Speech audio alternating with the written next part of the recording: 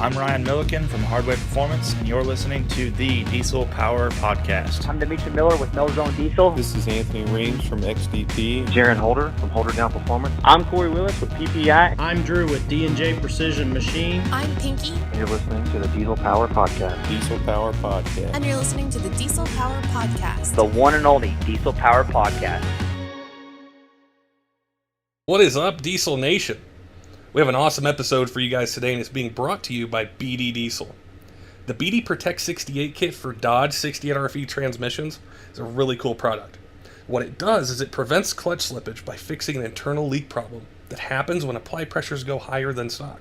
So this is a must for all performance-built 68 transmissions. BD's Protect 68 control module dynamically adjusts hydraulic pressures up to 250 psi based on turbo boost and engine load. The kit only takes 2 to 3 hours to install, and it comes with a custom valve body separator plate and gaskets that seal in the increased line pressure while stopping internal cross leaks. So guys, make sure and check out BD Diesel. Just go to dieselperformance.com, or you can call them at 800-887-5030. Ask them about the BD Protect 68 kit, what it can do for your transmission. And now we're going to get into the podcast today, and we've got Matt from Alligator Performance. Really excited to have you on. I want to talk to you about your truck, a bunch of different things. So welcome to the podcast, man. Yeah, thanks for the invite, for sure. Man, I'm a big fan of your truck. Like, I've been seeing it everywhere. I've seen it for years. It's kind of evolution and the way it's changed. And we wanted to talk to you today about it and kind of go through that process. You know, there's a lot of the guys out there that, are just starting out. Maybe not sure what direction they want to go with the truck. Maybe people in the same position as you, where you've changed it and the wheels and tires and performance and all that. And we just wanted to kind of pick your brain a little bit and learn more about the truck, where it was and where you've taken it. Yeah, for sure. And I've had this truck now since, I bought it back in 2010, so it's been a solid 7-year build.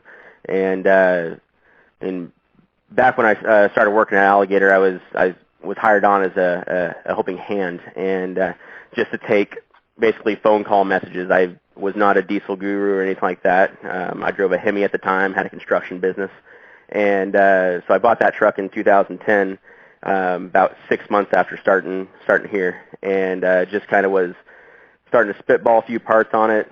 Decided to go ahead and make a goal of horsepower. Back in 2010. 600 horsepower was a pretty damn good number. Yeah. So that was kind of the goal. Was all right. We're gonna go for 600 and everything, and have a daily driven truck and still tow with it, and have fun on the weekends, and then roll around to a few local sled pull events, and maybe hit the strip, and then do any dyno event that comes around, and so I ended up starting to build it a little bit. Did industrial silver 62 turbo, did their 90 horsepower injectors, just a bag of parts for the CP3, just a bolt-on AFE stage 2 intake, and then back then, tuning was pretty vast there. It wasn't quite as refined as EFI Live nowadays, so I ended up doing the notorious Smarty stack the edge use of attitude, and basically a few other little bolt-ons. I did some accessories, lift kit, wheels and tires, and head studs, a few things like that, and ended up rolling out just over 600 horsepower with that setup. And then all right, I should be happy with this, and it didn't last for more than a couple months. And it's all right, need another goal. So we bumped it up to 700 horsepower, and I swapped out turbos, did an industrial silver 64 turbo, upgraded to 180 horsepower injectors. Did a dual CP3 kit just to get that extra fuel there. Did a Colt Stage 3 cam, 110-pound valve springs, BD intercooler, Snow Performance Stage 3, water meth kit. And then that was right when EFI Live came to the market, and I got with Calibrated, and they ended up tuning my truck, and we ended up pushing about mid-700s out of it. And kind of the same thing. Got tired of that horsepower and needed more. So bumped it up. The next goal was 800, and been working with ATS back, and I think that was back in 2014, about opening up the compound turbo line for the Cummins, because there just wasn't a whole lot. They offered the 3K, 4K, 5K as a single kit. And so got with Ryan Galinas over there and Clint Cannon, and worked with them for almost a year on basically their compound kit line, on different ideas, a few conference calls about what would be a good combination, whether you do a wastegate with it, on the manifold, or what would be the best combination there. So after about a year of that, they end up flying up here with 3 different turbo kits, compound turbo kits, and installed it, made install instructions, took a bunch of pictures, and basically just went through the line trying out different turbo kits with different tuning, just to try to see what worked best, get horsepower numbers, get temperatures, go tow with it. It's just kind of a full meal package there, and we end up dynoing with the 3K, 5K compound kit.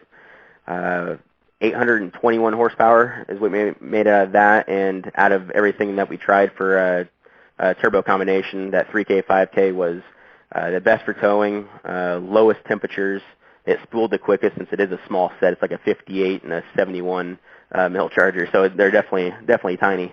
And then Bob Peterson from Calibrated, he ended up flying over just to live tune it on the dyno, just see if there was something he was missing, or see what else we could push out of it. But 820 was about the safe zone. We could push more, but yeah, we kind of stuck with that. And so beyond that, I was like, all right, do I dare try to push this up to 1,000? Right now, it's reliable. Got a transmission that's working right now. That's always the breaking point on those 5.9s. That 48RE transmission is kind of weak until you actually really build it. And I had a billet input shaft and a billet out, and just to kind of rebuild on it. Nothing too fancy. And I think we went to ATS's Let It Roll event in 2015, and threw on the dyno there for their event. And being that mile high, I think I only dynoed like 750 out of it, and so it wasn't too impressive there. So didn't have a nitrous kit set up or anything, so I just grabbed a bottle from one of the guys and had one of the employees go ahead and spray just a ghetto fog at the truck, and made over 1,000 horsepower on that. So I was at that point just happy with it. I could drive it a long distance like that. I could tow. Temperature stayed nice, and then it was strong enough to be able to push 1,000 horsepower out of it and still walk away without limping away. So nowadays it's just a good solid towing truck. I tow just a 25-foot camper all around during, it's like a weekend warrior basically. Just almost every other weekend it seems like we're going up in the mountains and camping and shooting. So definitely like to have something reliable when you're 30 miles out in the mountains and don't have cell phone service. That's for sure. Oh yeah, definitely. And like what's even crazy, thinking about it is, when we first start out, we think, I just want 6, I just want 7, I just want 8, but it can quickly go as far as somebody may want to take it. Yeah, and then it seemed like once the turn of the industry, when you're talking about industrial and Sean Baca and Randy Reyes and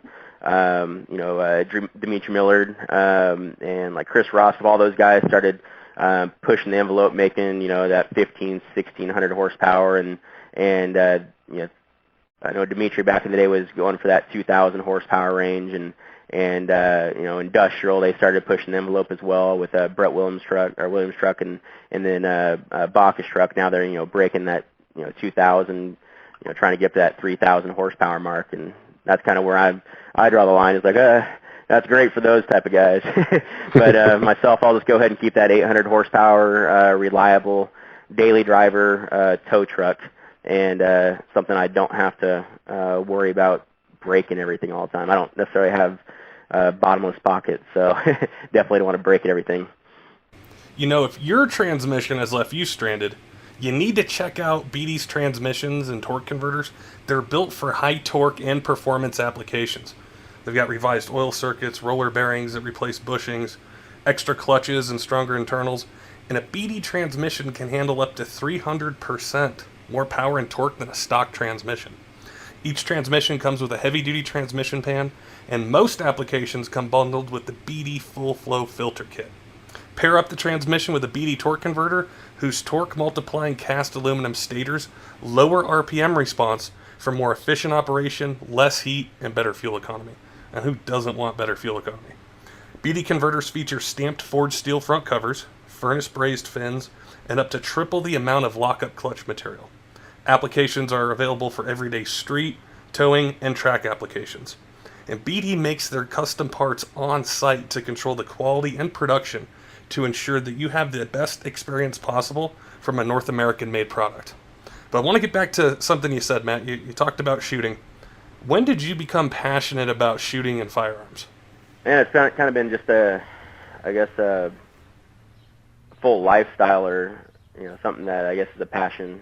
But it was, when I was 3 years old, out at my great grandparents' apple orchard in Central Washington, out there giving me a quarter every robin I killed, in the cherry trees or apple trees. Every robin or bird or something like that out there, they give me a quarter or 50 cents to do that, and I would do that every single summer. Growing up all the way until I was a teenager, and just kind of a little BB gun or 410 shotgun type of thing, and just as things grew and got in the high school time frame of your life, and just kind of started making money, having a real job type of thing, and instead of, I guess, spending money on whatever kids spend their money on, I was saving money for rifles and AR-15s and pistols and everything like that. So it was just kind of one of those, family definitely brought me into it early in the game, and it's something that stuck, that's for sure. I started with my grandparents lived in Wyoming, and so I'd go up there in the summer and visit, and they had an old pellet gun.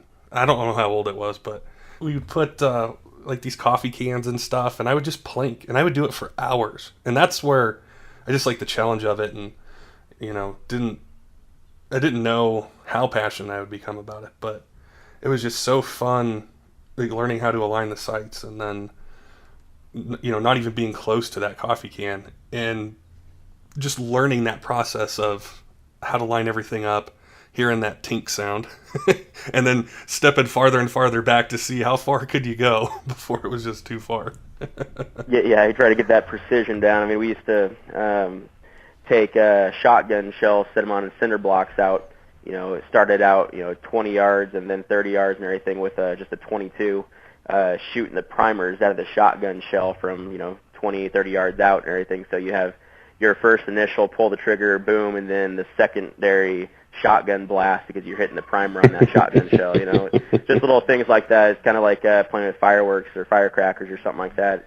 As a kid too, it's like, all right, well, lighting the match and hearing that pop is all fun, but I want something that goes in the air and makes some pretty sparkles and booms, and definitely it progresses as you go. I mean, starting with a BB gun and progressing to 22 or a little 410 shotgun was all nice and everything, but once I could actually start getting my hands onto definitely a more versatile platform like an AR-15, then that opens worlds, that's for sure.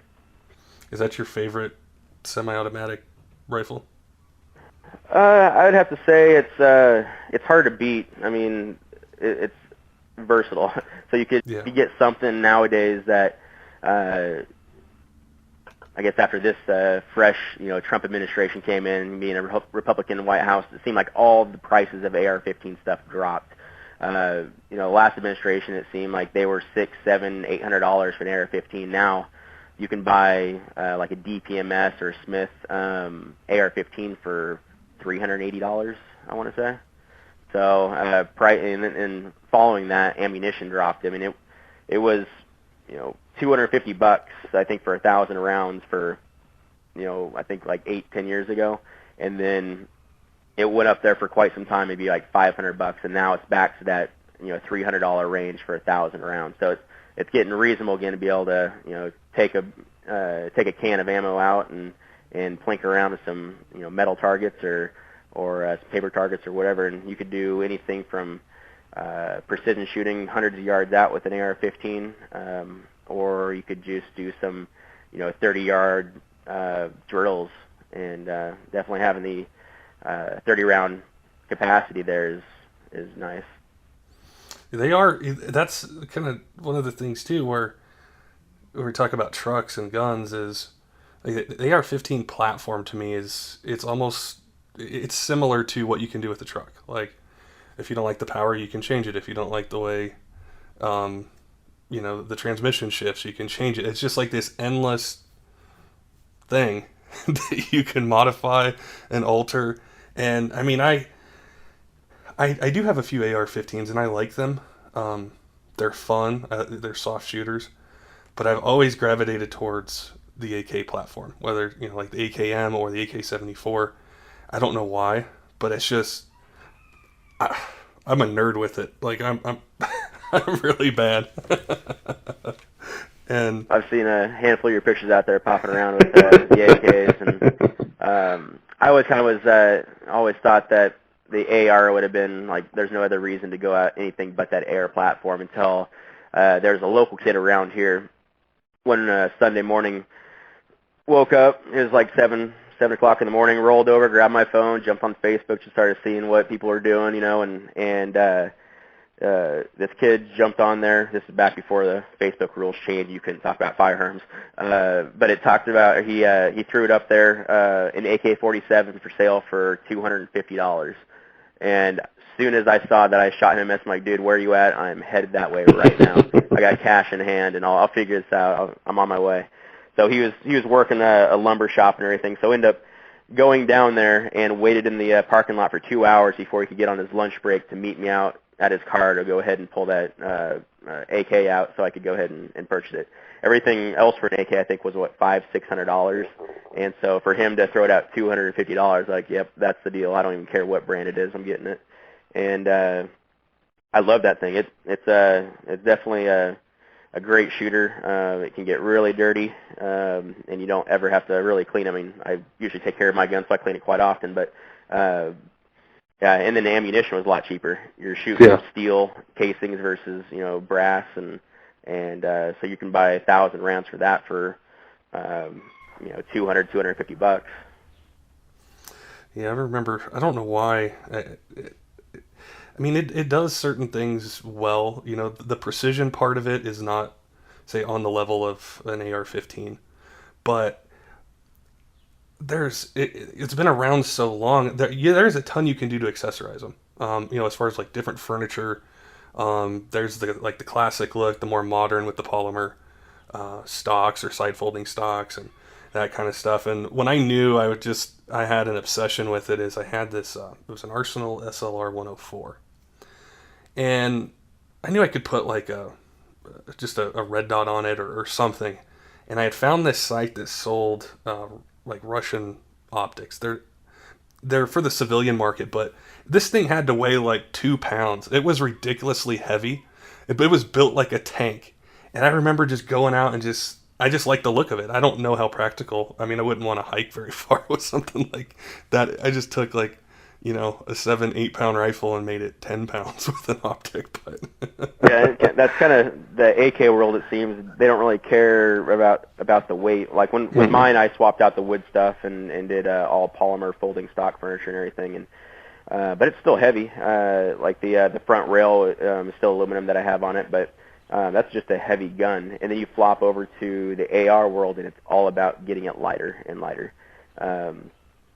So doing a bunch of different billet pieces or polymer pieces, and then having it like a skeleton so you can see pretty much through the gun. I want to say it's F1, I think it's just F1 firearms or F1 tactical, like the full upper and lower and everything on the AR-15 is basically slit and see-through. You can see the bolt carrier group sliding through the upper and everything, and just to drop weight. So it's not too practical in my opinion. What's also really different about the two different kind of communities or fans or loyalists of either platform is, like, the AR-15 world, people are very receptive to new things, to changes, new materials. But the AK world, it's like we're still stuck 50 years ago. If it's not a chrome lined barrel and it didn't come out of one of these 3 factories, or something, it's like there's resistance to that change, and I don't know. It's kind of cool to just be into guns in general and see, how this one platform, it's like, nope, you got to keep it. It has to be, well, I don't know if we can get Russian ones anymore here or what that's going to do, but, Russian, Bulgarian, Romanian, just different countries. And it's just like the Magpul stuff. It lightens up those rifles a lot. And, I like it. But just, browsing forums or different things, it's like some of the loyalists, the purists or traditionalists, I think is what they call themselves. They're like, no, it's got to be wood, it's got to be laminated furniture. It's just, they like to keep them, more in that original state. And it's crazy because you'd mentioned how things have changed, like politically and with the guns and everything is, the AK platform just dragged behind. There really wasn't anything new or cool. It was just the same old gun. Well, now there's a bunch of different triggers for them, bunch of different furniture options, bunch of different muzzle brakes. And I think it's been hard for these companies because people aren't panic buying now. I'm just like, oh, wait, I got plenty of time. And hopefully it just keeps moving forward and evolving, and cooler stuff is coming out, and new models, not just of rifles, but even pistols and, things like that. So hopefully they find a way to, keep innovating and bringing us new products. Oh, and I'm sure they will. Just find that next niche in the market for these gun manufacturers is how they stay up on top. That's for sure. I'm kind of excited to see, and I got my doubts about it, but the direction that this possible Hearing Protection Act, is going to go. If you've read into that or heard a whole lot about that, with them taking to Congress here soon about allowing suppressors, just as a standard issue deal, has a serial number. You don't have to wait for the 1 year, damn near a 1 year waiting period and tax stamps and all that stuff. You can just go into your local gun store. They do a background check on you. You go ahead and walk out with a suppressor, and that's definitely I think the next big push in the gun market. And I'm sure a bunch of new companies will arise out of that, just pulling suppressors out their ass, just trying to sell it. It's gonna blow that market out. You're gonna go from right now suppressors are $600, $700, $800 plus. For a general one, there's more expensive ones too. And as soon as they buy it, they have to wait that year, and then they pay that $200 tax stamp. As soon as that becomes a general thing, I can see the price of suppressors dropping down to $400 pretty quick and easily. So I know that I have probably 4 or 5 guns in my safe that I just go out and buy suppressors right away. Yeah, I mean, I definitely would too. I remember one time I was shooting and I had my hearing protection on, and it just shifted a little bit, so it wasn't covering like my full ear, my right side, and right. And I fire off a couple shots, and I'm like, why is my head hurting so bad? Well, it's so loud, like it's intense, and it's one of those no-brainers, I think, for me and a lot of us, is why, why not have them? Why not protect your hearing? Right. Yeah, and I was watching a YouTube video, and I have no idea the brand of it, but this company, they built a suppressor, and they got into no hearing protection at all. Went into one of those steel Connex boxes, those ship containers. Yeah. And guy steps about 5 feet in there, and talking to the camera, turns around and pops a half dozen rounds out, and no hearing protection, didn't bother him at all. So I mean, it's noticeable. I mean, it's not like the movie show where it's just a sound of some moving air. I mean, you're still hearing a pop, you're still moving the action of the gun and everything, but it definitely makes it so you can shoot a rifle without blowing your eardrums out. That's there's probably, well, there may be some people out there that are listening that are kind of interested or have a little bit of experience with firearms, and we were just talking about the hearing aspect to it and that, but having been around guns for all your life and shooting them, what are some tips that you would tell someone who was new? Like, say they had never shot a firearm, a pistol or rifle, or they just had a little bit of experience that, with it, but wanted to learn more. What were some things that you picked up or, learned the hard way, whether it was, buying the most expensive gun or the least expensive gun, or, what kind of gear, do you need? How often should you go to the range? Things like that. Right, for sure. Well, especially getting into it right off the bat, I'd recommend either finding somebody that is passionate in it and or at least knows some of the safety backgrounds, because I'm pretty big when it comes to safety with firearms. There's definitely no need to ever have a legitimate accident in that, and learn the safety side of things. Act like it's a loaded gun at every time. Just where that barrel is, having some trigger safety, making sure that you're not accidentally pulling a trigger, not knowing if there's anything in the chamber, and then beyond that, moving into something that isn't necessarily overly expensive. And that's one of the reasons why the AR platform, in my opinion, is nice, because, like I said, you could go ahead and pick up an AR-15 for $380, $400 now, and it's not going to break the pocket. You can go out and see if it's something you're into or something you like, and then you can take that stock platform and go ahead and start increasing the look of it, or increasing the performance of it. Get a different bolt carrier group that's coated and it's nicer. Get a better barrel. Change, instead of a polymer or plastic rail or anything like that. Get yourself a different flat tops upper, or a different rail system, or different grip, something that fits your hand a little better. It can definitely open up into the AR platform a lot more than most firearms. Pistols are kind of the same way, but a lot of times, pistol out of the box, most guys just kind of keep it as is. Most of the time you use pistols just popping around, or sometimes an everyday carry or something if you have a concealed weapons permit. And I'd probably just stick with doing a rifle first. Yeah, I would agree with you. I would say definitely it's more controllable. There's more points of contact that you have, and pistols take a really long time, or they did for me, to just, they're almost more personal in the sense of, like, and this is one of the mistakes I made, is I didn't do enough research. I may have talked with a few people, then I go into the gun store and I buy this gun because somebody liked it, this handgun.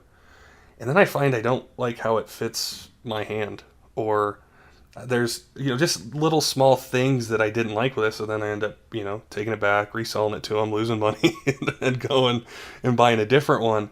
And you can waste a lot of money doing that, but there's so much information out there, like online and on videos, and even just hanging around like the gun store, or at the target or the shooting range, is people will offer you their insights, and just even testing them out. I'm not sure, I'm not sure how often I did this in the beginning, but once I lost some money, I'd go to the shooting range and you could rent handguns or rifles, but I'd rent handguns and try them. It's like $20 and a box of ammo versus $400, $500, $600. And that was, beyond the safety, but like beyond the responsibility and taking that on. That's absolutely the most important thing. But yeah, I'm right there with you. Beyond that, it's, just take it slow. Yeah, seem a little, something that they usually feel, I wouldn't say the same across the board, but they have that same general style feel. Something you shoulder. You have a long area where you can maneuver your hands to kind of fit to wherever you feel the gun feels right in your arms.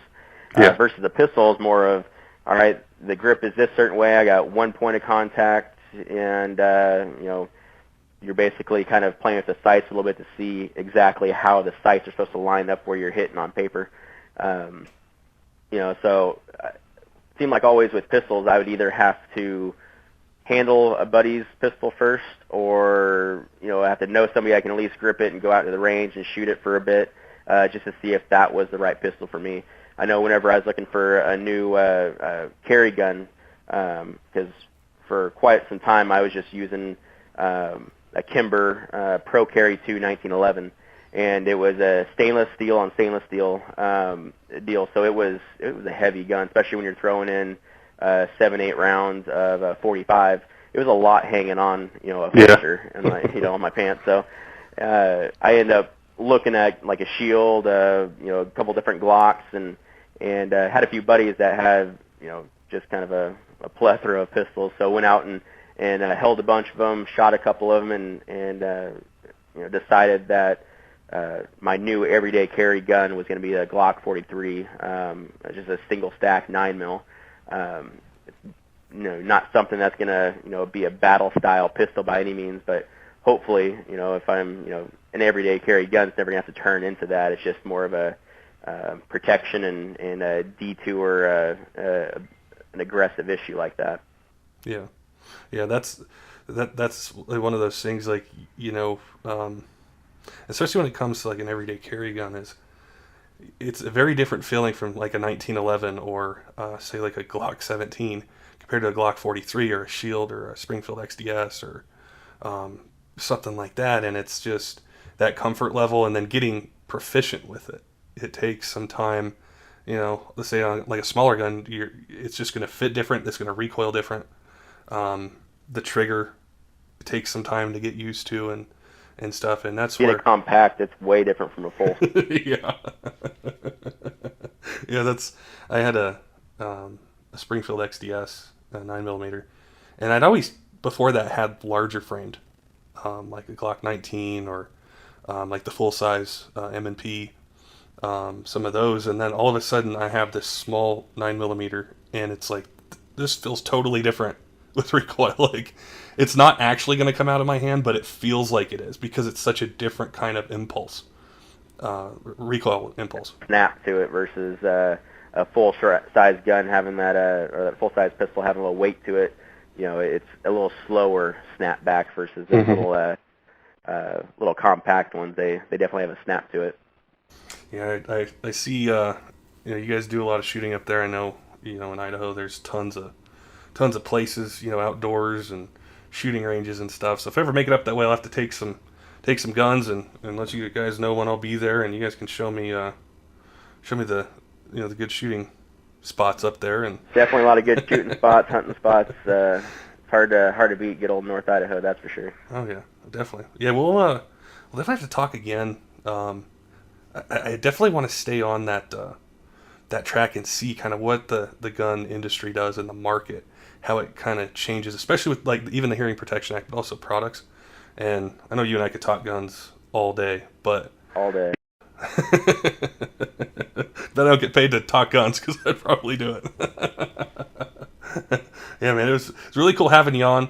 I love your truck, what you've done with it. Like you mentioned earlier, with just the compound kits and the transmission and seeing it out there and just performing the way you want, and then being able to talk guns for a while and just BS about AKs and ARs and giving people some tips of don't waste all the money I did, or right, yeah.